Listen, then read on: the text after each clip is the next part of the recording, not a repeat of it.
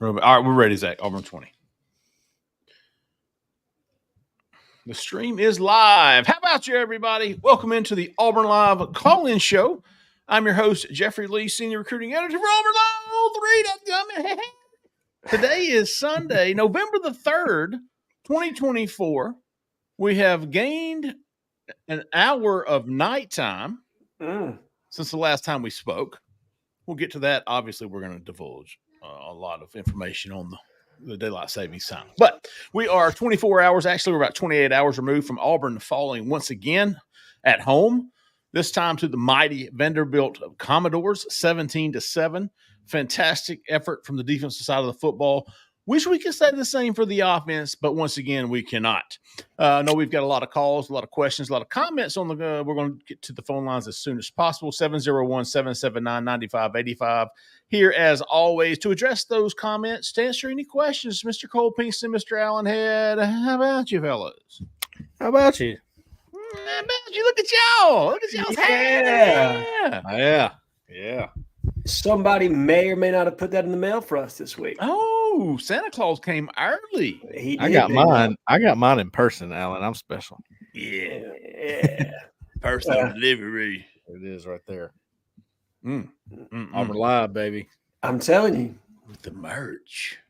I wonder which one, this was a hot commodity there for a little bit. I wonder if that's going to supersede this one. This is going to take over the, I want that other one that Cole's wearing. This is a guy.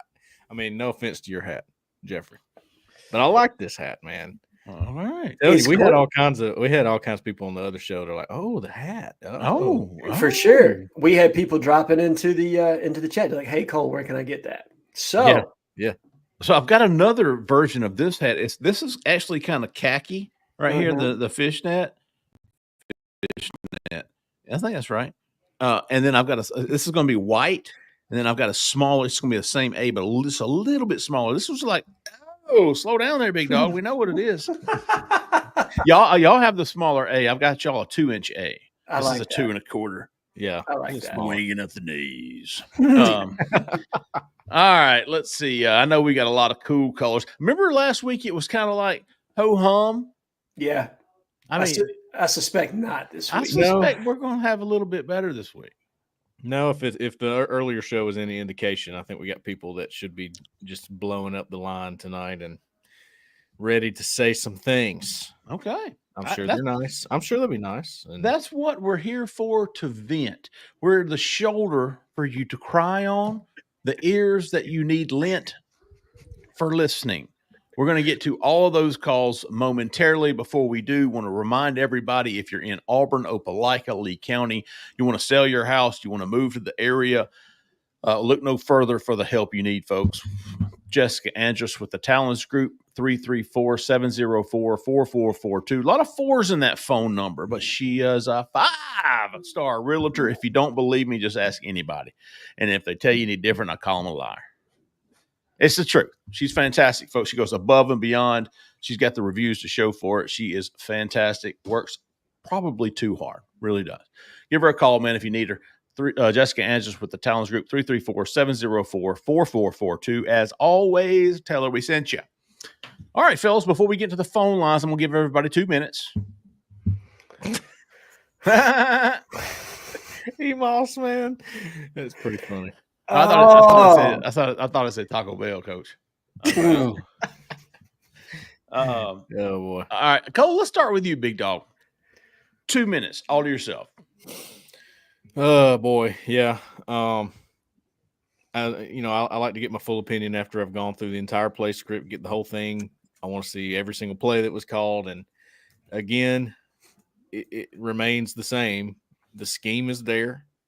I don't love the timing of some of the play calls. I don't like stopping momentum when it seems like you might start picking it up.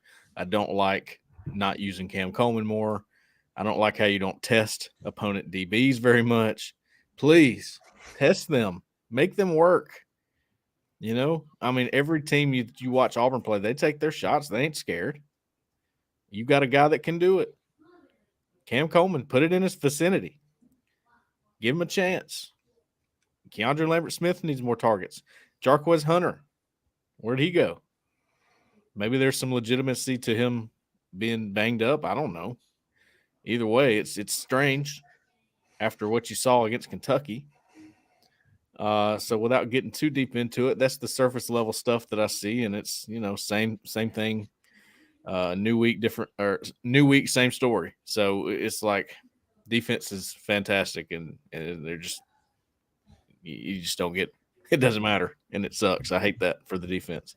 You see one side of the ball having the time of their life. You see the other side of the ball just, oh, my God, can we just get out of here, please? Alen Head, 120 seconds, start now. I mean, same song, different dance, right? Like it's on repeat. It's unfortunate. Defense, they did what they were supposed to do. They came out, they played their game. Cole's going to try to make me crack up here. I can't even get through my spiel. I'm sorry. But no, realistically, I mean, Auburn's offense just doesn't have an identity. It's completely schizophrenic. It skips around from game to game, from play to play, from series to series. I don't understand some of the disjointed play calls. The sequencing just doesn't mesh up. You'll do things where you'll earn a first down and then you run, a reverse pass with two freshman wide receivers against the most disciplined defense in the entire SEC. I just don't get it. Or you run quick game and you have success with several fast screens and then you go away from it. And of course you get an untimely holding call or a negative play or whatever. It is the same thing over and over and over again. And if I told you that Auburn only needed to average 24 points a game in its SEC games, and you would have 3 more victories than you have right now, 24 points. Think about that. And then think about the growth and development that you see on the defensive side of the ball and how all these young guys are coming along. Amaris Williams, Malik Blockton, DeMarcus Riddick. Obviously, both young corners are really playing at a high level right now. So it's so frustrating, I think, as a fan to probably watch one side of the ball and how far they've come in a season and how excited you could be about the future of the program.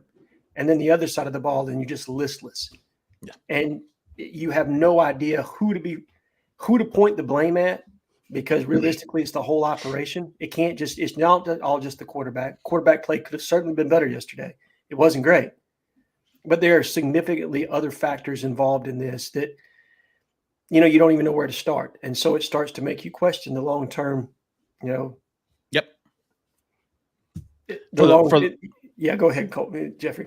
For the first time, I actually said to Cole yesterday, long-term, I'm having doubts. Yeah. And I know I'm probably weeks after some folks, but I'm so sick of bad football on the offensive side. The dichotomy of this team, the trajectory of the defense and the trajectory of the offense. And it's not even this. It's just way down here and it's staying the same. Yeah. It's like, what's going on? Like, why is this offense so bad? Why is I'm gonna branch out too. I mean, this team makes some boneheaded mistakes, boneheaded penalties, catch the damn ball, make the damn throw, make the damn kick. Why are you so bad at football and so bad at the little things? That's what really irks me the most. If you were playing sound football and getting beat, I can live with that. But it's time after time after time, and it's the same thing we saw a year ago. It's not there's no improvement from the coaching staff down. You've got timeouts being called at 2:01. You don't do that at Auburn. You make that mistake at Liberty. You make that mistake at Cal State Fullerton, at Western Carolina. You don't make that mistake at Auburn. You make too much money. That's Bush League. And we've seen it now 2 of the 3 weeks. It's inexcusable. And if you don't think your players see that and go, what are we doing? What's going on? No, I'm with you. I mean, it makes you question the long-term viability of Hugh Freeze as the head coach at Auburn. That's what it makes you do. And I'm not advocating for him to be fired. None of that, right? But again, this is a team without an offensive identity. Literally 9 games into a season, and you don't know what the base of this offense should be. Or maybe you do, and you just can't perform. I don't know. It leaves you exasperated as somebody that sits here and talks about it, as a fan that has to witness it, as a booster that's probably putting your hard-earned money into it. And I'm not talking about little amount. I'm talking about donor fatigue amounts to the point that you're getting $2-3 million from some of these people, and they're watching this output. It makes you want to throw up. And go ahead, Jeffrey. The middle of the season, it got to the point where it was just funny to me. Like, I just had to laugh at it. But now I look at the defense and the job that DJ Durkin and Charles Kelly, the schemes that they're putting together, the kids that they're putting on the field, the calls that they're making, the stands that they're making, and I feel bad for them. It pisses me off that Keldrick Falk is busting his having a damn season, son. Jay Crawford having a season. All these freshmen and sophomores on defense, and even some of the older guys too, man, that defense is playing 7-win football to this point. For sure. And you're 3-6. You hold Pavia, Diego, whatever his name is, to 143 yards passing. I don't know what his completion percentage was, but it was atrocious. He didn't do shit. No, Shut up, Diego. You didn't do a damn thing. But now, I had to laugh at it before, but I mean, it pisses me off at this point that this is the product that they're putting on the field 21 games into their tenure. Yeah. It's pathetic. Let me sum it all up for pathetic. You in one sentence. And we talked about this on the earlier show. But did you ever think in the same sentence you would say in the last 2 years, Auburn has lost to New Mexico State, Cal, and Vanderbilt? Did you ever think you would utter that sentence? And that's when we are up by double digits at home. 2 of them. You lost double digits to freaking New Mexico State at home. You lost by double digits to Vanderbilt at home. Figure it out. Get me to the phone line, Zach. I hear you. We need Edward on a heater in here after that. You know where we got to start, though. Kevin, get it in here. Get it in Let me here. get my sunblock on. Yes, sir. Kevin from Selma, Alabama. Hey, he didn't come in there hot tonight, did he? No. That's understandable, Kevin. Talk to us, Kevin. Talk me off the ledge, big dog. You should let Walker White start the next game. Does anybody argue? At least somebody knew. Are you done with Peyton Thorne? Are you done with it? You got to see something else at this point. Yeah. And I think it's the right time in the schedule to do it, right? I'm done with Thorne. I'm done with him. You're on a bye week. You've got La Monroe the next week. Then you've got another home game against A&M, which has a good defense, but you got it at home. So if you're talking about breaking in another quarterback, this is the perfect part of the schedule to do that. Done with him. Sam Coleman will step up. If they'd give him a chance, Kevin, I'm like Cole. If he doesn't get 5 targets a game, they need to be fired. If you're not throwing to Cam Coleman at least 5 times a game, get the hell out of here. Yeah. And I like Lambert Smith. He's good. He is very good. He is very good, and I think he could have even 200 to 300 more yards at this point. They could use him more. I think we could win 3 more games.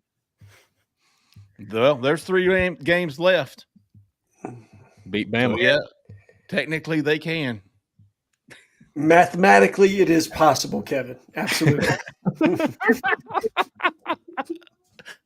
I guarantee you I won't pick Auburn to win again. I won't make that mistake again. I Nope, promise me you that. neither. I'll take them against Law Monroe. Shit. I'll take. I mean, I might not take. I They might ain't not. fooling me.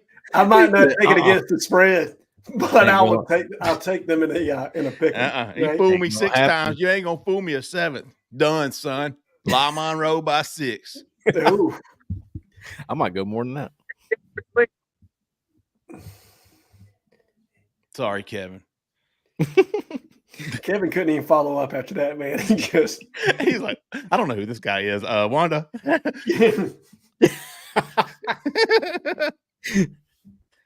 Zach's face red. Hey, Jeffrey Lee, Oh, my bad, big dog. What's up, Kevin? we're my high school team is 9-0. Fairview. look at There you, you- Kevin. Yeah, we beat Good Hope 48-21. All right, That- big dog. Kevin, they were undefeated, weren't they? Good Hope. Yeah, and we're playing Carver Birmingham in a state playoff. Oh, I'll take Fairview by 7. Yeah, me too. All right. We'll end it on agreements. I'll talk to y'all later next Sunday. Appreciate you, Kevin. Thank you, Kevin. Ooh. Hey, Zach, real quick, man, real quick. Everybody see me sporting my Rowback, dude. I got to throw Rowback a bone here, man. They threw us one. My Rowback Q-Zip, love it, love wearing it, whatever. It's only one way to describe Rowback, unless there are two. Best fit, best feel, man. For those who aren't familiar with Rowback, they're completely changing the game with their incredibly comfortable activewear. Rowback just released their new licensed game day collection, of which I am wearing. It's awesome. Novel polo designs and clean hoodie and Q-zip designs for some of your favorite schools, including Auburn. Definitely worth checking out, man. And plus, they got some shorts, perfect pairing for your tops. They're comfortable, have an elastic waistband, and great fabric that is made to have the appearance of a nice short, but the comfort of an athletic short. Use the promo code Auburn20 for the rest of this week, man. That's go to rowback.com. They'll give you 20% off for all new customers through the end of this week. That's spelled RHOBACK.com. 20% off for all performance polos, shorts, and more with the promo code Auburn20. Go check them out. Can you see my? Oh, yeah. I'm going to get the contrast zipper. Yeah, There you go. gotta get the white zippers just to Yeah. touch it. Oh, Love it's it. It's nice. It's nice. My big-ass microphone. I'm sorry. I'm in a cussing mood tonight. It's all right, baby. I apologize, Zach. I'm demonetizing us. Hey, there's a all right. Zach's going, oh man, come on. I can see the dollar sign fading away right now. Yeah. All right. Keep us going. We'll get to as many calls as possible. Let's try to keep these short, 2 to 3 minutes each, fellas. This one, we might have to extend the time a bit. Okay. 5960. Oh, I know who this is. Get in here. Yeah. All right. Oh, screen door action. I heard it. It's, too. it's screen door official, baby. What's going on, man? What's up, What's Edward? up, How you Edward? doing tonight? Oh, Cole, you got to chat before I get in the. I ain't gonna start out on the heater. I got to because I want to go too fast right now. Oh, Uh-oh. you got to go down there and watch my boys. Old Derek look pretty good, don't he, man? Hey, yeah, that's right. Derek and Eric, and there's another one that wears the number 23 I saw out there playing pretty good. Was on saw my baby out there, man. he was in on the last play, man. They had to make a stop. He was in there. Yeah, they lately they've been having a lot of confidence in him. I see them on the punt return. But one thing about that kid, he might not be a superstar, but I'll be damned if he missed a practice, and I'll be damned if he missed a workout. He got 2 trophies in here for teammate of the year.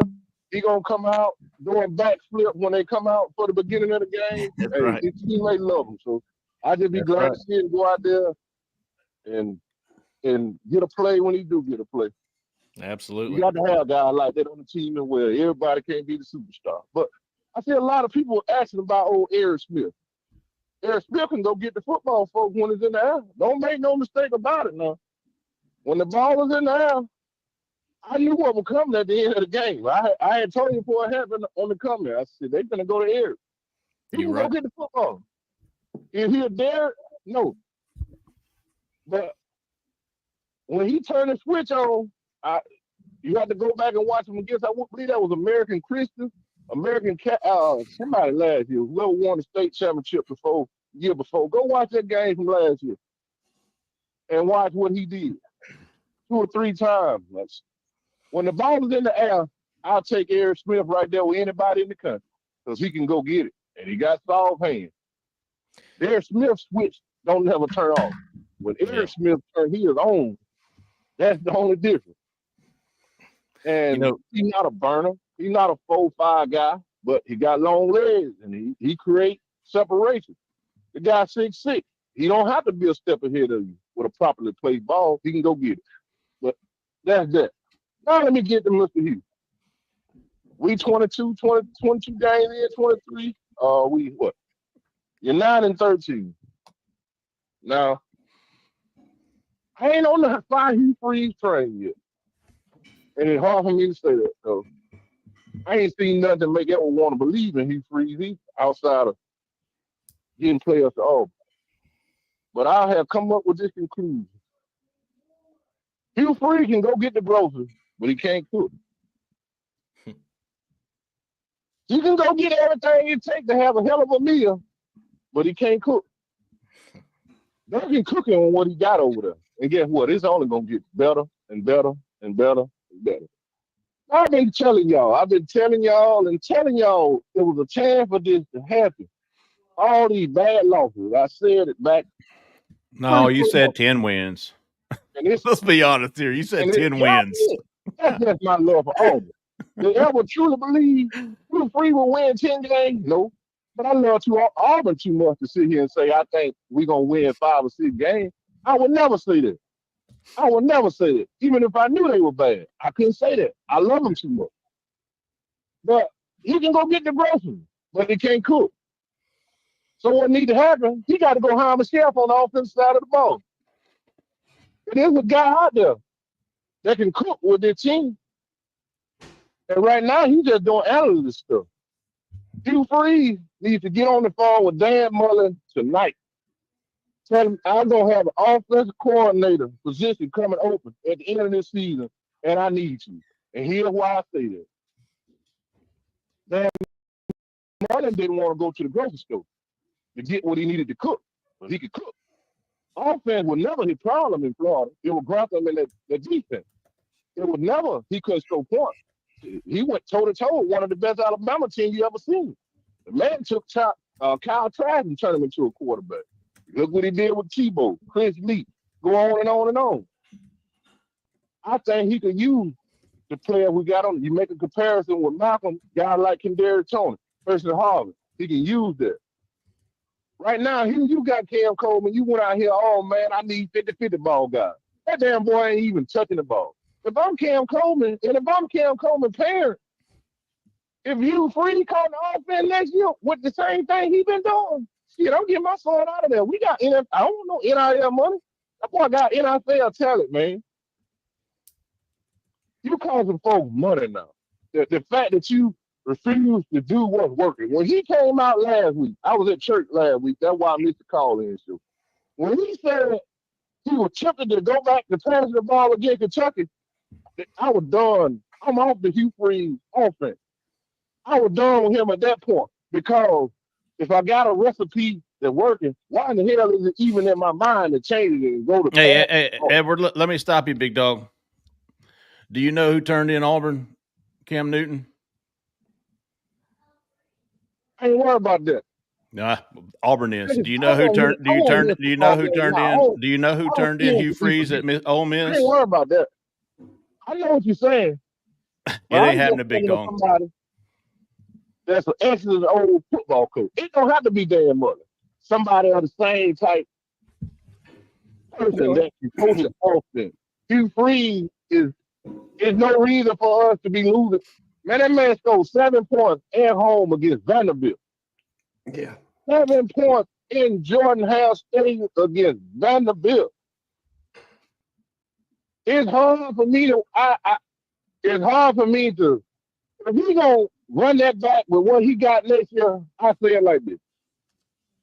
If he ain't gonna make no change to the way he operates this offense, Auburn can fire him this year. They can fire him tomorrow if he's not willing to change because what you're doing ain't good enough. You did it last year, you did it this year. What you doing on offense is some bullshit that ain't good enough to win a football game, and excuse my language. If he don't want to change, Fire his ass tomorrow and get him out of there. I think the biggest problem If and you want gripe to that we play can the have back, this you will week keep it. is that he didn't I'm want to out make of a here, man. change in the offense and didn't want to go get a quarterback. If Hugh That's Freeze right. had went in the offseason and got a quarterback and was still struggling, like there's nobody. I'm so ready for next year, so that we can hold him even more accountable. Like, I don't know what to say right now. If he went and got a good quarterback, is his offense still pathetic? Yes. See, the problem, I think what's frustrating and, not the not good thing right now, I think, when you look at this is you almost have to have a miracle worker to fix some of these things. You can try Hank Brown. I don't think it changes a whole lot, right? I mean, it might. Maybe he's a little more loose, whatever. But there's some issues, man. I mean, you're right, Jeffrey. That is a question I have. If you go get a superstar quarterback, is it going to matter? I mean, I think. All right. I want to think believe that's what they're missing.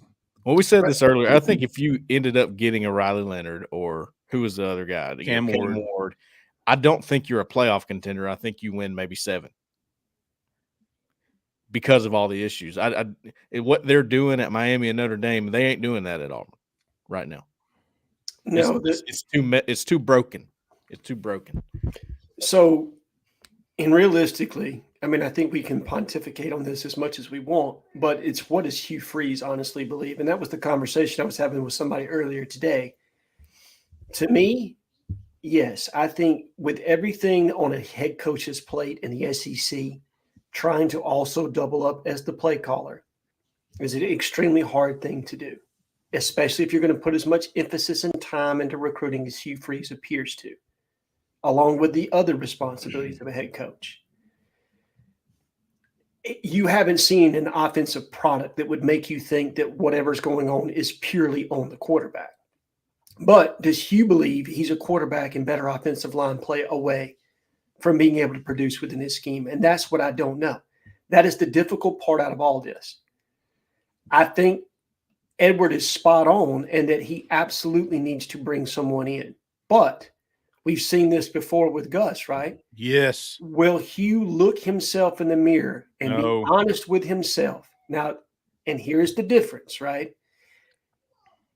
For all of Gus's faults, he had that last year. He never had a year where he was looking at 4 wins. He might have in 2020, but 2021, but he was fired before we got there, right?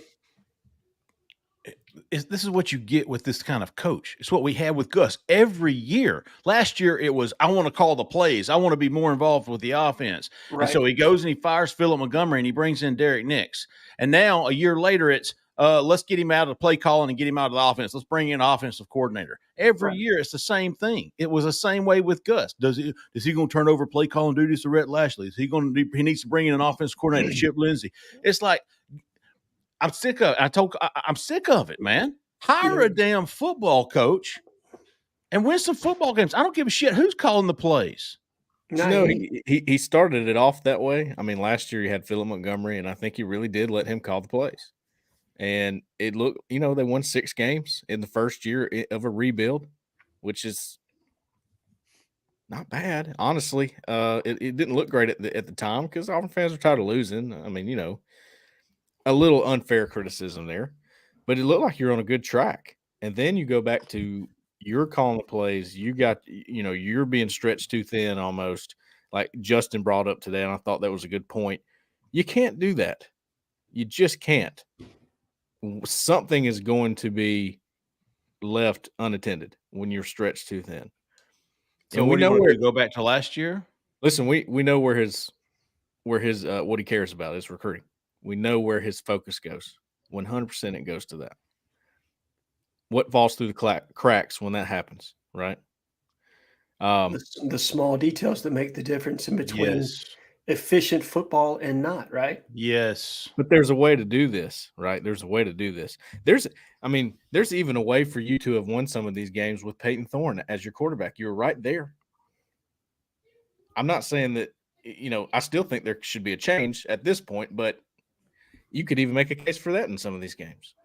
Well, to me, it goes back to Auburn not having an offensive identity, period, which is crazy, right? Like you would think an offensive head coach and a guy that made his name in this sport in having high-flying, high-octane offenses, that you wouldn't see the identity crisis that Auburn has gone through these last 2 years.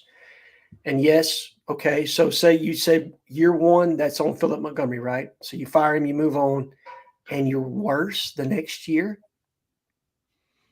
Yeah, that's you know what I mean. You just didn't foresee that, No, you expected, like if this were year one and we were performing like this, to me, you almost expect that, right? You expect regression in year one. It always happens at most places.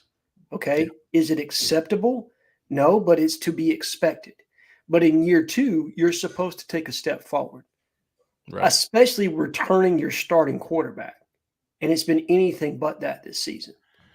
My point to Cole after the game was we hear it all the time. We probably have used it several times, lack of talent Auburn has. All these boneheaded plays and mistakes and reads and throws and missed kicks. And it's like, well, you know what? You don't hear Clark Lee complaining about lack of talent. You don't hear Kurt Signetti complaining about lack of talent. You don't hear either one of those two guys saying that we got to have top 5 classes to compete year in and year out.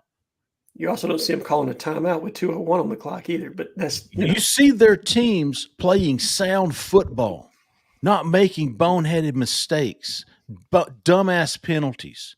Yeah, turning the ball over 6 times a game. Yep. It's just bad. It's bad football. It's bad football, and it pisses me off. And look, I'm sorry, Cole. Go ahead. Real quick, and we need to get. I know we need to get. Oh yeah, I forgot. This is a call-in show. No, there's a lack of confidence from the play caller to Peyton Thorne, and then there's a lack of confidence from Peyton Thorne to the play caller. And what are you just gonna wait until your roster's perfect? Well, that'll never happen. You'll get fired before that happens. So, what's the move? What's the move now? What's the move? We got to make a move. There's got to be some change, right? And again, if Hugh Freeze decides, you know what, I am the best play caller I can go out and get, then double down on yourself, big dog, and let's play better football moving forward. And if you determine that you have to outsource and bring in somebody else, then you need to make sure that you make that wholesale change or whatever it is. Turn it over to Derek Nix full time. I don't care. Yeah. But there needs to be some level of change within the structure of our offense to give it a chance to compete and win. Because right now, with the way that we've performed this year, it's unacceptable. Completely and utterly unacceptable. All right, Zach. What you got? Man, this is like clicking on a minefield here. I don't know what I'm going to get. You're all right. 3581. You're live. Who we talking to? Where are you calling from? My name's Clay Herring. I just moved to Auburn. Who's this? Clay Herring, actually. Clay? I was named after a defense coordinator back in the day. So that tells y'all how far I go back. Oh, yeah. After Reggie Herring, right? No, Hal Herring. Okay. National championship, 57. Okay. Anyway, I was born in 60, but my dad's a big on fan. But anyway, I guess I tell tonight y'all about at the tip of the iceberg, and I guess everybody else does too. But I didn't know that. I love Auburn, and everybody else does too. But we got to get back to fundamentals somehow. Yes. I mean, how many times have we seen special teams get a penalty on every play? How many games that started off with a block in the back? How many games started off with by the time I didn't think we could do anything any dumber? I don't know how this thing, I don't know if the referee's just looking for it, but I mean, 6 points, we could still have a chance to win. Why in the world would we even try something like that? And our receiving game, as far as on the punt returns, sometimes we just disappear, and we got the people blocking this nearly getting hit in the head with the ball. And, we need to get back to basic football fundamentals. Go catch the ball. Don't let the ball roll 20 yards on a punt that's 30 yards long. Run backwards and let it hit and then roll another 20. Just basic back to coaching. And I love Hugh Freeze, in the past and everything else. And I think he's a good coach. I guess Auburn just brings a different dramatic to it because, just like one time somebody told me when Mike Shule went to Alabama, he was telling him all the reasons we got to wait for him, let him do things, do that. But, after a few lines, it's like, but we got to have that first one. And so I don't think he's doing a good job this year. There's something to it, but the younger kids seem to really still be hanging in there and giving all they got. So our job we need to do is support the kids, support Auburn University. And, sometimes I'm one of the, worst fans in the world in the stands, like, what in the hell's going on, blah, blah, blah.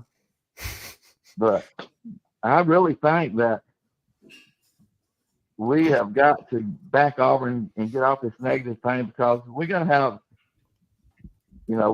have this fundamentally sound thing.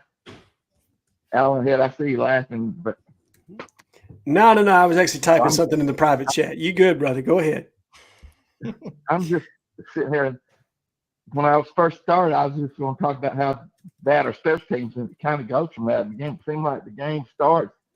Special teams just seems to somehow have been penalties, and special teams this year has been unbelievable. And somehow it's been swinging the games. Every game I went to the Kentucky game last week, sitting right there in the end zone where the punt went to. And I ain't gonna say the number or anything, but he just reached out and grabbed the guy. Best thing he could do is just put his hands behind his back. It didn't help the play worth anything. Just blatantly grabs the guy. And the referee got a better angle than I do. He said, "Damn," he calls it. Instead of us having it at the 45-yard line, we start out the daggone 6. In the first drive of the Kentucky game. Just bonehead things like that has kept us from getting things done all year. Yeah. Anyway, I've never called in or anything, but I was just thinking, that we got to get fundamentally sound again, start coaching again. We got a center fielder, probably one of the best center fielders that ever, in the last 5 years from Mobile, sitting back there. We've been on the bench all year. He could go catch one of those punts 20 yards upfield and call a fair catch. I ain't worried about what they do after it. I want it to be secure. Heck, I'll be in the stands and we getting ready to get a punt return, and we're kind of looking at each other like, what's going to happen here? It has come to a hold your breath down for a lot of folks, Clay. It really has. Hey, Clay, appreciate you calling in, big dog. All right. Well, thanks for having me. Absolutely, man. The conference has been locked. Yeah, that number just kept going up. We ain't gonna be able to hit everybody, so we're gonna lock everyone out for now. We're at like almost 20. You had your time. You better have right. gotten in. Moving forward. 2 minutes, everybody. 2 minutes. And I'm not trying to be rude when I do that. We just want to get to everybody's call tonight. 0479. You're live. Who we talking to? Where are you calling from?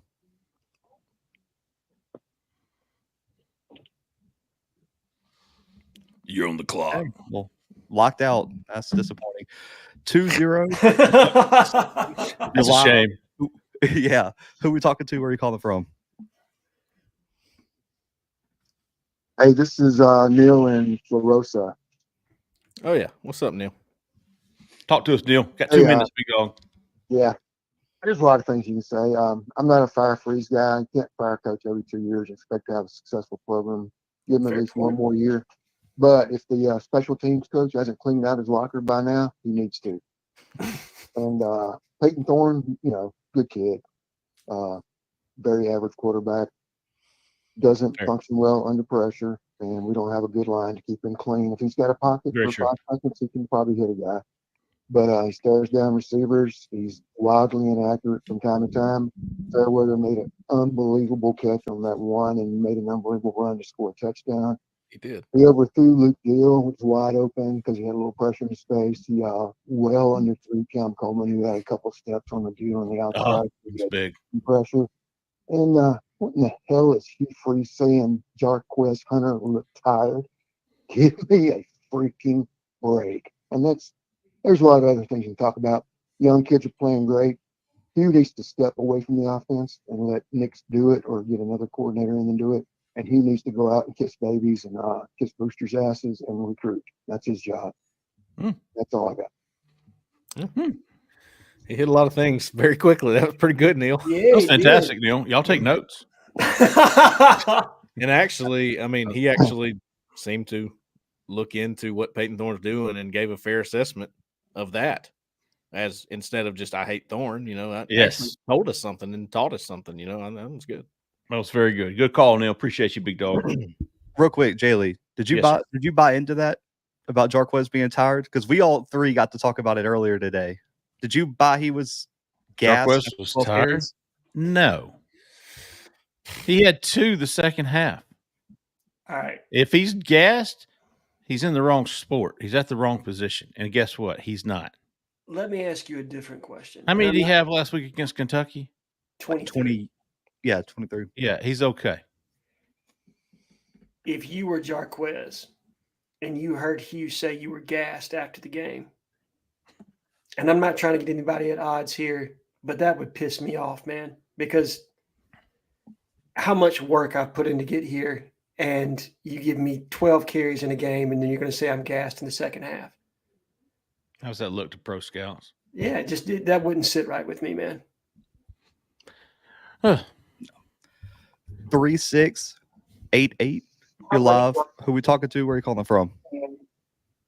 Hey, this is Jonathan from Troy again, second caller. Cool. All right, Jonathan. Welcome back, Jonathan. What's on your mind, big dog? Hey guys, I just wanted had a couple statements and one question I wanted to ask y'all. All right. First statement is, I think we should be done with Peyton. I think he's probably an awesome guy. Probably somebody cool to sit around a campfire with and tell stories. Maybe even watch a game with, but I think he needs to be done with Auburn football, except for on the sidelines as coach. Sing Kumbaya. With the clipboard. I just, for the rest of the year, I mean, I think we should go with Walker. We're not going to burn his red shirt. We got 3 games left. He can play. Go with Walker. Go with Hank. Do what you got in them two, and give Holden some love.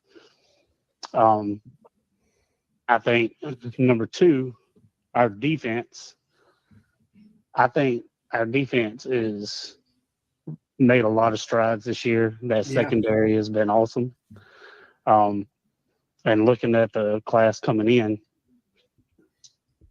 looking at the future for next year and 2026, we could be scary good. And number 3, I just want to get your guys' take.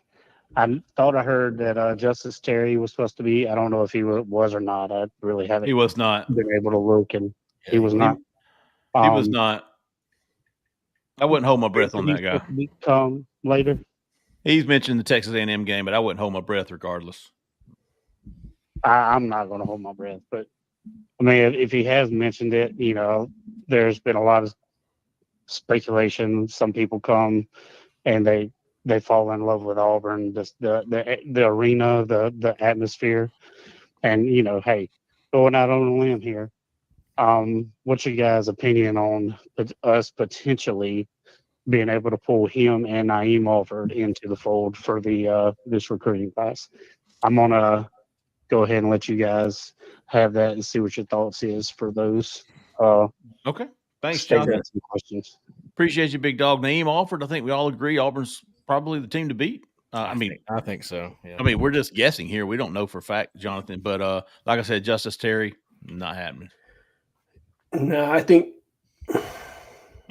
The Smith kid that's committed to Tennessee, and obviously Joseph and Bachu are much better shots with both of those prospects. Yep, get them two and call it a day. Best For defensive sure. line class in the country. Yeah, easily. I don't No, know that's- another one better.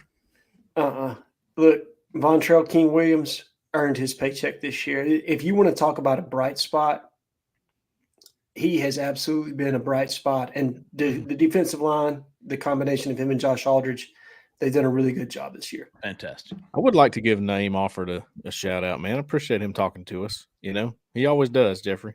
He's good, dude. He's under some pressure, obviously, right now. He's big time, wanted by everybody. But he's very, very good kid. So 0026. You're live. Who we talking to? Where are you calling from? He's good, dude. He's under some pressure, obviously, right now. He's big time, wanted by everybody. it's true. He's very. That's a good Cole, point. you sound so good on the other end of the line. I had man. to say it again. 0026. Great day. It's a delay, ain't it? Hey guys, What's up? hey, this is Ben up in Ooltewah / Chattanooga, Tennessee. How you guys doing? How about you, Ben? Yeah, Ben. Hadn't heard from you in a minute. Yeah, it's been a couple weeks. Guys, I hate to criticize coaching. You know, but I just don't see the fire on the offensive side of the ball that you see on the defensive side. True. The defensive sidelines is with Coach Durkin, they're fired up. He's running up and down the field, and it's showing in the players, especially the young players.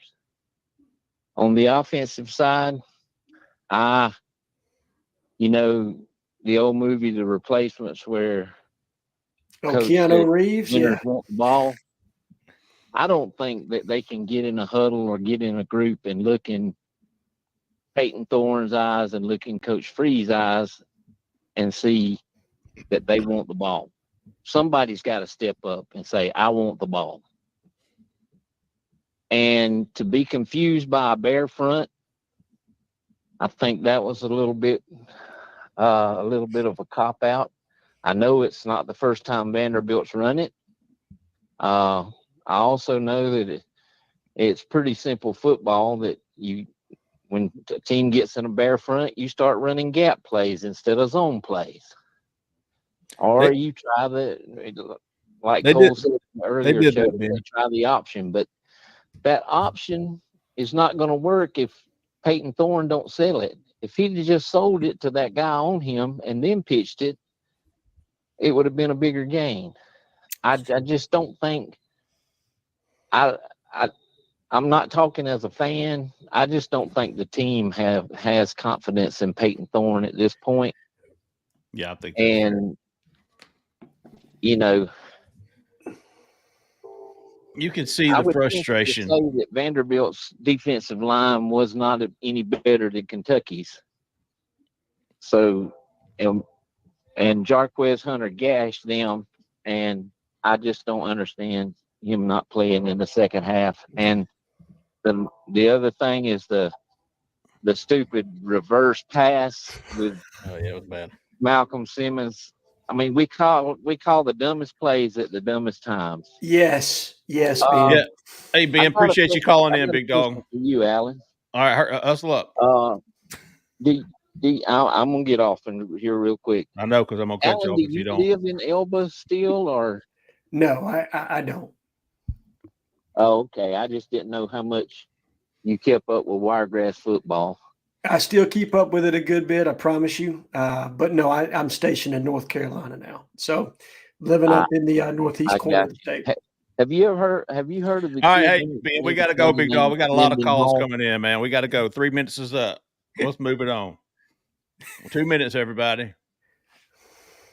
Alan's rule. Put that $1 in the old J Head drawer for me. We're at $24 now. 5202. You're live. Who we talking to? Where are you calling from? I gotta think. This is Darren down in Niceville.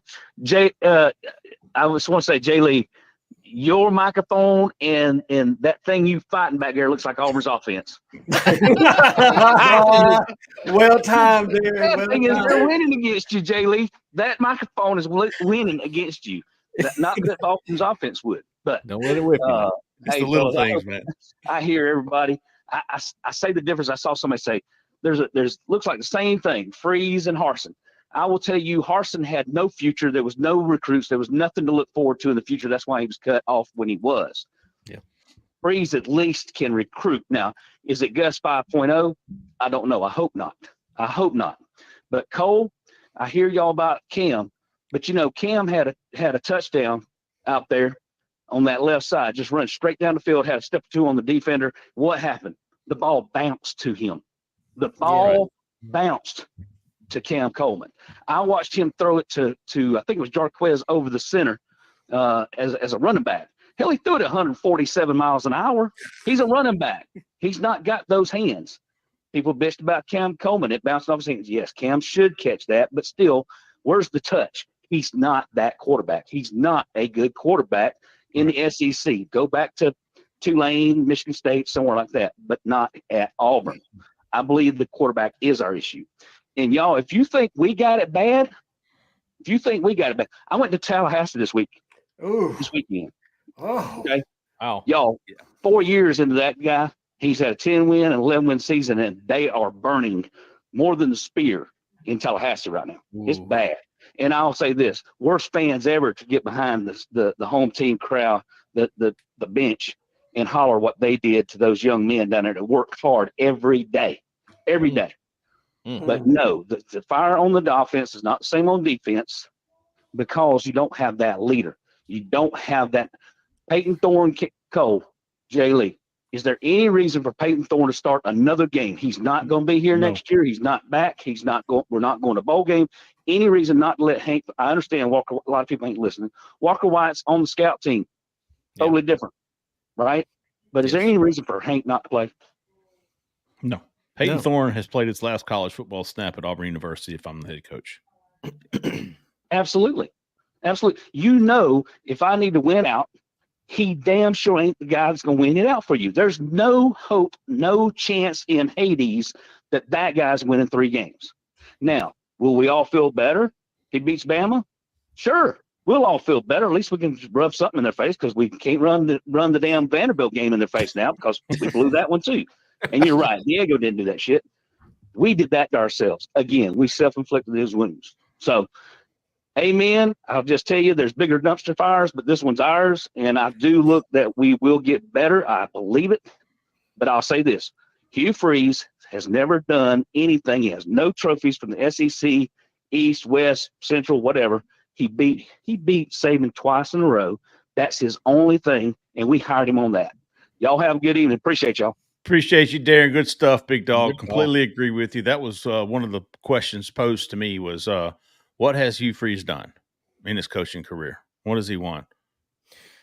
Yeah, look, I think we talked about this today too, and I won't make it long. But I'm certainly not a fire guy. I'm not yet. I'll give him another year. Yeah.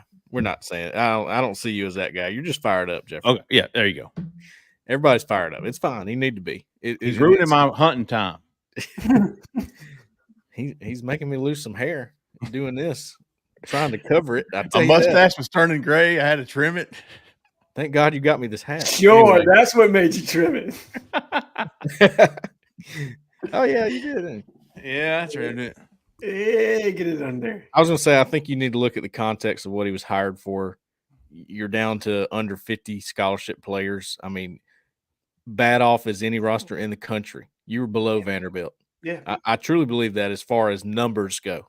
Maybe there was talent better than Vanderbilt, but you didn't have enough. You didn't have the depth. There was no way the next season was going to be any better. Or, it was going to look like this, really. And they turned it around and got 6 wins and got as many portal guys as they could.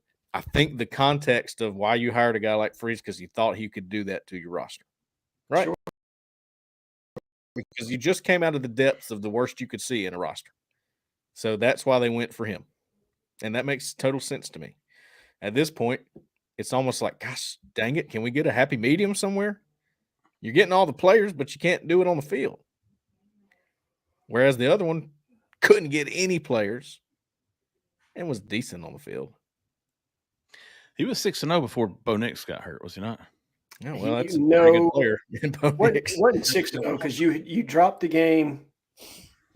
I don't even. I probably shouldn't have said that. Against A&M. People are going to be. Yeah. Now you dropped the game against A&M, and who else did you lost to earlier in the year? Well, I guess you almost lost to Georgia State. That was and then you had lost to Penn State. So, but I think he had 6 wins secured. Yeah, he had 6 wins secured, and then Bo gets injured against Mississippi State after playing probably one of his best halves that he played in his entire career. And it was just all downhill after that. But to Darren's point, Darren is arguing that the quarterback is the issue. I can't say that it's not. Yeah, I wouldn't argue that. I can't say that it is either. I'm certainly not going to argue scheme with Hugh Freeze. He would absolutely slam dunk me on a whiteboard. Yeah. But what I can tell you is that the football IQ on this team is not very high. And to me, that is a direct correlation to coaching. You wouldn't make the same mistakes over and over. That's not just a quarterback. There are other fundamental issues within the structure of this offense. And so, and really the team, because you talk about special teams making stupid plays. Just the in-game management, calling a timeout with 2:01 left on the clock when you're coming up on the 2-minute warning. I mean, just save that second. Woo. Yeah, save that second, right? It's comical at this point. So there are coaching issues. Again, I'm not going to argue scheme. Maybe with a different quarterback, his offense works fantastically. Right. It'll be an interesting case study moving into next year if he chooses not to make any changes on the offensive staff and sticks with what he's doing. I mean, if they improve, he'll absolutely prove me wrong, right? And more power to him for doing it. Absolutely. Listen, good stuff. Alan, I think we're going to go to the next caller. I think we're in a different world now. I think whether he wants to make changes on the offensive side or not, I think they'll happen. I'll say it that way. Okay. And real quick, is it fair to say QB is one of the problems, but it's the biggest because an elite quarterback elevates the talent around it?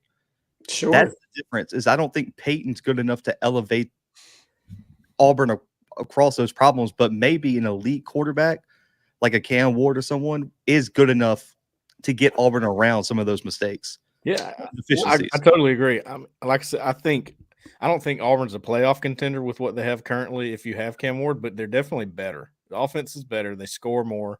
I think they win some of these games that they haven't. Not all of them, but just look at the Vanderbilt game. If you had an above average quarterback who could make the throw to Luke Deal, who could make the throw to Cam Coleman, what are we talking about? Doesn't throw the pick six against Oklahoma, doesn't throw 4 interceptions against Cal, finishes it out against Arkansas. Zach, you were completely right. He's not the only problem, but he's the biggest. But you know what's real easy? Just a back shoulder throw to a 6'5" elite pass. I knew that was coming. That's not only easy for Cam Coleman. I mean, he makes that kind of stuff look easy. That's what he's built. That's what he's born to do. It's easier on the quarterback. I don't care who's at quarterback. That makes it easy. Hey, throw it to his back shoulder. Hey, you got it. Bam. I ain't got to think about anything. I mean, you could – I'm just saying you could have a better chance in these games even with Peyton Thorne, and I'm not even giving him a compliment. I hear you. I like it. I also agree with you, Zach. I'm not – look, you saw it at Auburn. 2010, you had Cam Newton, you go undefeated. The next year, you got Barrett Trotter, you lose 5 games, right? That was the difference in between those two teams. It is. It makes all the difference. Good stuff, Darren. Appreciate you calling, big dog. That Nick family. 7-3-8-1. You're live. Who we talking to? Where are you calling from? Hey, this is Brian down in Dothan, Alabama. How about you, Brian? What's on your mind tonight, big dog? Hey, first time caller. Just I canceled my plus and joined the whole site, so I'm enjoying. Look at you! Auburn Live. Got the plus for free now. Yeah. So and thanks for all y'all. And I listened to 4 or 5 other Auburn groups, and I chose y'all because there's a lot of things I can relate to with all four of you, and I'll call back sometime after the season and tell y'all that. But y'all kind of hit where I was going with about continuing to play Thorn or not. I was thinking today, do we want to go? Because I feel like we'll go 1-2 the rest of the year. So is it better to play Thorn and go 4-8, or is it better to play these other young kids and go 3-9? Because we're not going to have a bowl game to play them in. So anyway, that's my quick thought tonight. I like it, Brian. I think that's a great question, Big Dog. Appreciate you calling in, man. Don't be a stranger. Yeah, and thank you for joining the site, man. Appreciate that. Yeah, Hank Brown beats La Monroe. I'll say this. I really do believe that this staff has done a great job of playing the guys that need to be in the game, other than quarterbacks sometimes. Because I even thought, even though Hank Brown threw 3 interceptions against Arkansas, that game was still within reach. I just wanted to see a little bit more of that experiment. I mean, I think we all knew what was going to happen when Thorn came back in the game, and he did do pretty well in that second half. But we talked about that when it happened. I thought he pulled him a little early. Yeah. But as far as everything else, I mean, there's no seniority when it comes to corner, right? It ain't Keontae Scott anymore. It's Jay Crawford. He plays every snap. Amaris Williams is in there now. You're seeing all those guys getting played. I have loved that about this staff. DeMarcus Riddick. If I'm having to nitpick and find some things, that's something that, Riddick, Caleb Harris, all those guys. I've loved the way that they put the best guy in the game, and they play him as much as they have to. I like that.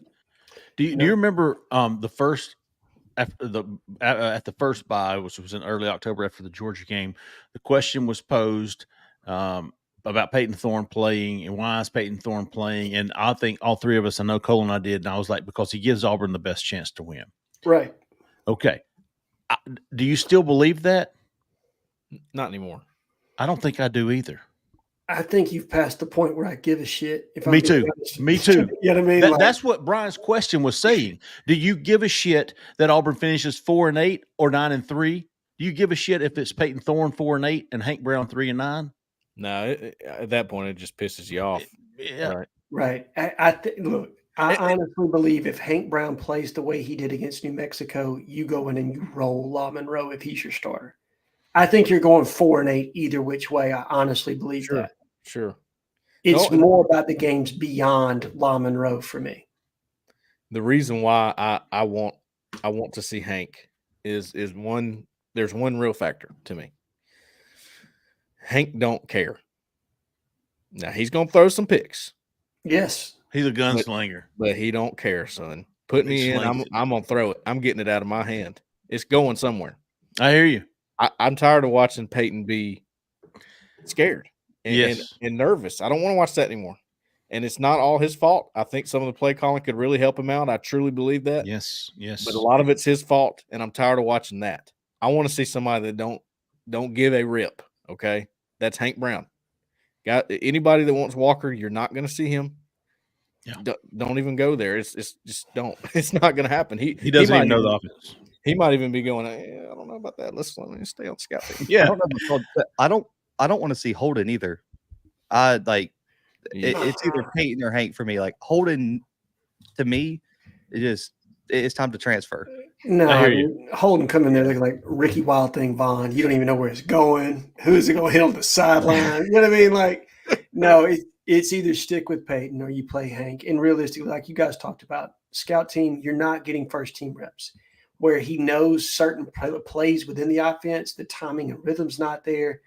That's like a quantum leap for him to go from scout team running somebody else's plays every week to now you're the starting quarterback and you're responsible for the entire operation. Would you put in some RPOs for him to come in, a little package for him to run? Because Hank can't run. I might not give him an RPO, but I might give him like that Tim Tebow wing back, whatever it was they were doing at Florida back in the day. Give him just like some power runs where you're not necessarily having to think all that much. Give him, teach him 10 plays. Yeah. Sure. You got a bye week. You could incorporate 2-3 plays, you know what I mean, where you utilize him in short yardage situations, things of that nature, just to get him some exposure. You know, Get I'm the fans fired up. I'm Yeah. anti-dual quarterback. I'm just Yeah. anti that. Sorry. I know you are, but It wouldn't be. I am too, Cole. I'm like just a the red I'm zone, right? I'm like a little puppy that's been beat a couple times, and now you're just like, yeah, Yeah. but Yeah, I got the towel in my hand. I can't take it anymore. 3 plays, man. 3 plays is not like a legitimate split. That's like Like put them at the 2-yard line, run QB power. Imagine the fans how fired up they'd be if Walker has like 3 rushing touchdowns at the end of the year. And if nothing else, it shows that you're playing for the future. No, I would do QB power with the Mars Williams. Go get in there, big dog. Oh, my man trying to bring the fridge back, dude. Look at him over there. Mars played quarterback, man, in high school. He can do it. that's crazy. Yeah, It's he's like trying to David get McGee. I guarantee you Gus would have done it. he's trying to get a big man spike and a big man dance all of a sudden, dude. Look at him. All right, keep us going, Zach. 2736. You're live. Who we talking to? Where are you calling from? Wells from Gordo, Alabama. All right, Wells. Gordo. I like it. Home of Yeah, 10. so my question is, you hear the logic behind a head coach that you don't fire somebody after 2 years because you get the reputation of being like quick to fire somebody. I don't know the exact word for that. Why does that not talked about for an offensive coordinator since we're on 7 and 7 years? And if we fire Nick to go get somebody else for free, that'd be 8 and 8 years. Does that not play a factor as it does with a head coach? And does that also think that plays with the QB play a little bit? Because 7 offense coordinators in 7 years, even though it is different quarterbacks, there's no consistency to learn. So just wanted y'all's thoughts on that. Thank you. All right, good stuff, Wells. Okay.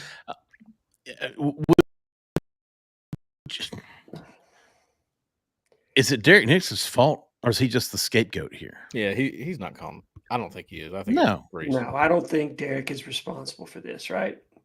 No, I mean, not at all. He's the offensive coordinator, so there has to be some level of ownership, okay? Because he's in charge of helping game plan and put this together every week.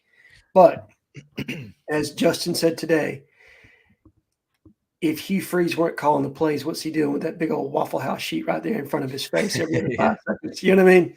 Yeah. So I want to make sure I'm clear on his question. Is he asking if you can go through offensive coordinators like that, why not head coach? Is that what he's asking? No, I think he's saying that if we're saying that it's essentially a bad look, and he believes that it's a bad look to fire head coaches too quickly, and I wholeheartedly agree with that. Why is it not a bad look to do that with offensive coordinators? I see. And this is what I would tell you. When the offensive product is this bad, a lot of these coordinators, especially the younger ones or guys that are at lower levels, they're alpha dogs, man. They think they can go in and fix that. And there are a lot of talented coordinators out there that just haven't gotten their opportunity yet. You got to find the right one, but you can stumble into a very good coordinator. Okay. We saw Al Borges come in at a time where Tommy Tuberville was on coordinator number 3 or 4 of his tenure, and nobody knew what to expect. And he absolutely was lights out there for a couple of years. Now, they also did the same thing with Tony Franklin, and that obviously didn't take very well. Let me ask you this too: who was the last Auburn offense coordinator that you believe, and we can only go by what we know and whatever, but that you believe had full autonomy over the offense? Gus, the first time, because Gus, the head coach, was also the coordinator, but Gus under Chiswick. I guess you could say 2009. You could say Eric Keesaw, I guess, with Harsin or you whoever. You think Keys had full autonomy? That was Harsin. I don't think Harsin was calling off. Was he? Well, yeah, I guess he was. I don't know. I don't know who was calling those shitty plays, man. Like, I honestly don't. Man, they didn't have the. You know what? You know who had full autonomy? Big Will had full autonomy. When Cadillac was the head coach. Will Friend. Will Friend had full autonomy. That running game was nice, son. Those 4 games. That's who had full autonomy. Hey, run it, and waggle. That's our offense, baby. Pretty much, dude. Look like a Pee-wee's out there. Hey, it worked. If it works. Good stuff, Will. Appreciate you calling in, big dog. 1481. You're live. Who are we talking to? Where are you calling from? This is Wanda from Wilmore, Alabama. Oh. Hey, how about you, Wanda? Did you get Kevin back? Not yet. Oh man. Oh man. I thought he was riding horses somewhere.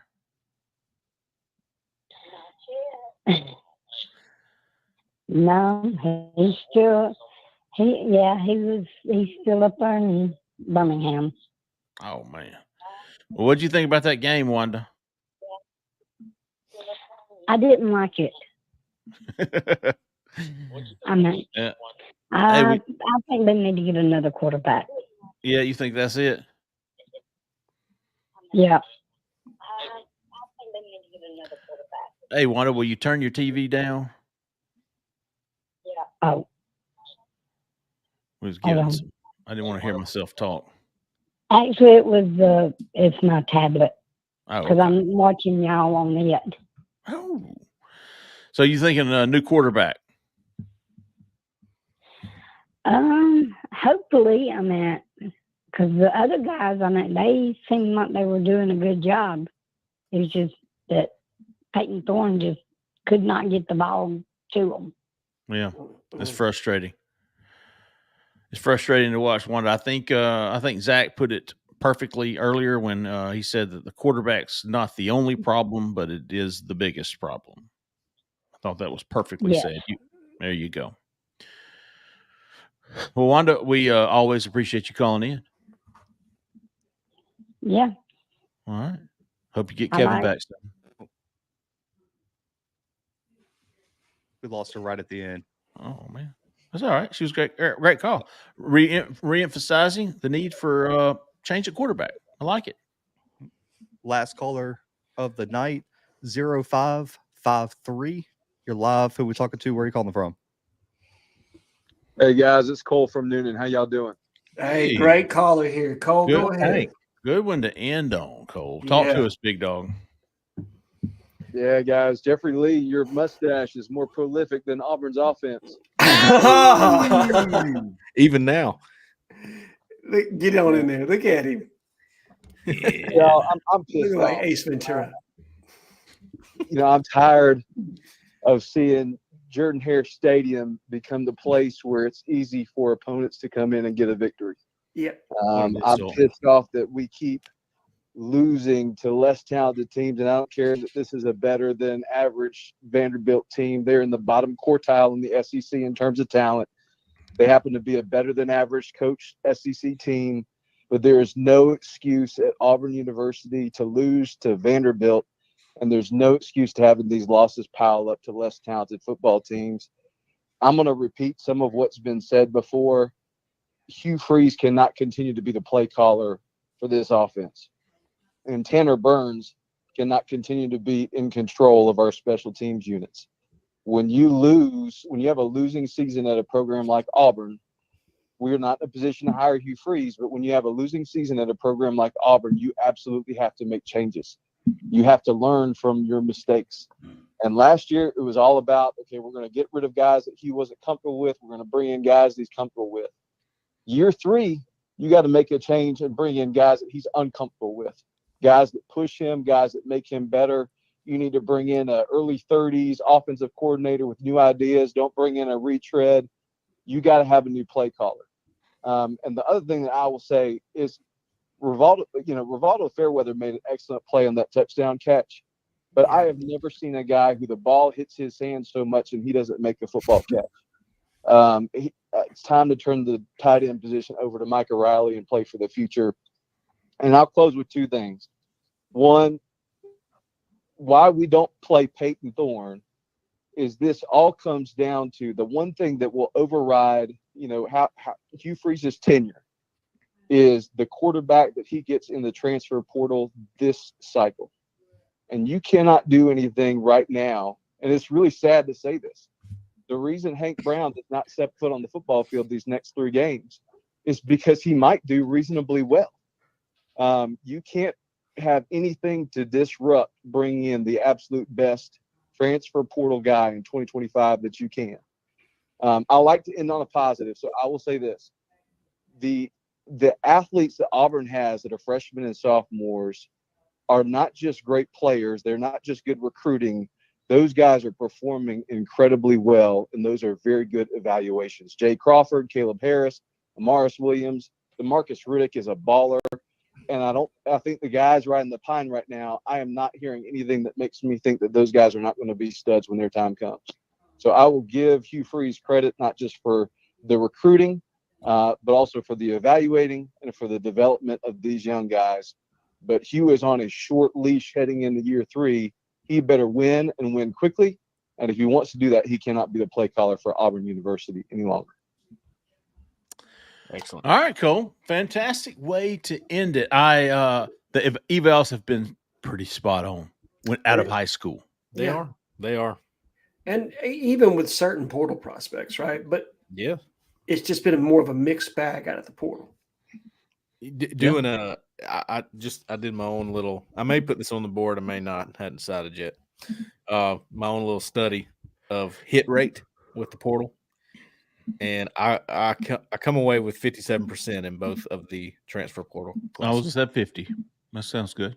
Yeah, I think that's what we just my math. Numbers. Yeah. My math says 57 based on whatever. I can't remember. I divided the number of hits, whatever. But 57, so right over 50. You know that pushing means 60. Yeah, so half of your portal class you're getting is a hit for what you went and got them for. I wonder what that seems to me like that's pretty good. I want to know what it's like at other programs too. I would love to just go really deep into that case study, but I would say the one thing that I maybe disagree with Cole, and I thought everything he was pretty much spot on everything. That was a great call. I don't think Hank Brown scares anybody. No, I don't either.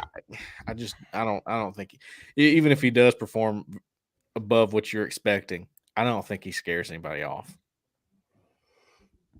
I also think Hugh Freeze needs to hire an FU coach in the offseason that'll tell him the truth.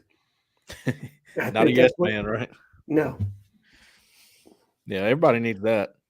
Everybody needs an FU coach. I think he needs one badly on that staff. And see, I'm not there yet. I'll play devil's advocate here. I either want to see one of two things happen this offseason. I either want to see him go get an offensive coordinator and completely back away, be done with it, and or I want to see him retain what he has now. I want to see what he can do with a better quarterback. Sure. And the blame falls squarely on his shoulders. Correct. Like no excuses. And listen, he hitched his wagon to Peyton Thorne this offseason, so everything that he's getting right now is deserved. Correct. He knew better. We all did. Yeah, recruiting is a part of the job, right? And if he didn't know any more than that, that don't say much for him. Because everybody in the world that watched Auburn play football last season could tell you that was my biggest hang-up coming in this season. Well, why don't you take in the over? Because Peyton Thorne's at quarterback. Hell, I said, you did. I can't get behind this guy. I haven't seen anything yet that makes me believe he's a good quarterback. And here we are, 9 games into this season. He's not good. So one of two things: go get you an offensive coordinator, be done with it. Number 2, go get you a damn transfer quarterback, and let me see what you got. All right. Put up or shut up, big dog. No, I hear you. And that is going to be the most fascinating case study. Whatever the situation is moving forward, that will be the most interesting talking point and case study of the following season. But let me tell you why Peyton Thorne can be deceiving sometimes. Let me give you this stat line. 20 of 29, 239 yards, 1 touchdown. If I told you that was Peyton Thorne's stat line before the game, Auburn wins by 14. Right. You would think that we won, right? But it's just the inconsistencies within the flow of the offense where you have positive and then negative plays. And so it's disjointed, man. That's the thing. That's crazy. That throws me with it just being a quarterback. All right. So put that stat line up against Pavius, who won the game, right? Right. It won by 10. Pavius' completion percentage couldn't be that good, right? It was like 4 of 7. I mean, it was bad, dude. It was bad. I got it right here. Like, what is it? Yeah, let me know. 7 of 20? 9 of 22 for 143 and 2 touchdowns. 9 for 23. What was the completion percentage? I can't do that math quick enough. 23 going to 9. What? I don't have it. I got his QBR of 44. Hold on. 23 going to 90. 39% completion. If you read those two stat lines and said, which quarterback wins this game by double digits, you damn sure ain't picking Diego. So after that, then what? What does it fall on after that? It falls on the coaching. That's 2 the touchdowns compared to 1 is better. Yep. That's a better stat. But Peyton completed what, 70%?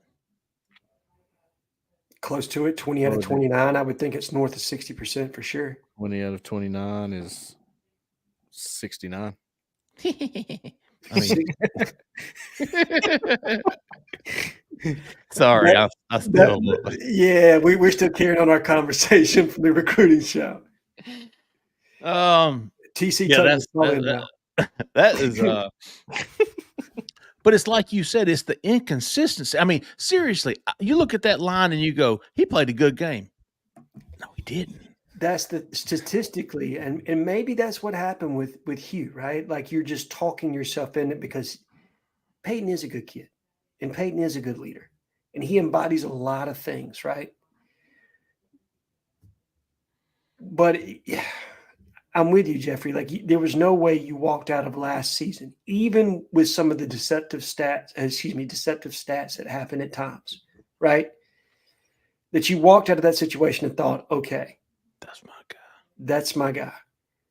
And you don't bring in anybody to even push him, right? I'm not saying that you needed to run Peyton off the roster, but have a frank conversation where you say, hey, I'm bringing in somebody else. I'm going to let you guys compete. And the best quarterback's going to play. Be honest with him. Shoot him straight. If he wants to jump in the portal after that, it's it's his business completely. But to not bring in anybody because you were worried about disrupting that room is easily the biggest mistake of his tenure to this point. I agree. And again, it all falls on his, man. Shit. Recruiting's part of coaching, right? Like That's right. Either you have the players that can execute what you want to do or you don't. And if you don't go get them, that's on you. Fantastic show tonight. Fantastic calls. Kevin from Wilmer, Edward, Clay, Neil, Jonathan, Ben, he's still talking somewhere. Darren, Brian, Wells, Wanda, and Cole with a fantastic call to end it. Fantastic calls, fantastic shows. Don't forget about Jessica Andress with the Talents Group. Give her a call if you're in Auburn, Opelika, looking to sell your house, buy a new one. 334-704-4442. Believe it or not, she is a 5-star realtor. Believe it or not. And also, don't forget about Roback, man. They still got the special going on. Go to roback.com. That's RHOBACK for a generous 20% off for all new customers through the end of this week. That's spelled RHOBACK. That's 20% off all performance shorts, polos, Q-zips, and more with the code Auburn20. All right, folks, that's going to do it tonight. We appreciate everybody listening. We appreciate everybody watching, man. For Cole, for Alen Head, for Zach in the back, who's now gone to the back. I'm Jeffrey Lee, man. Y'all stay at that left lane. See ya.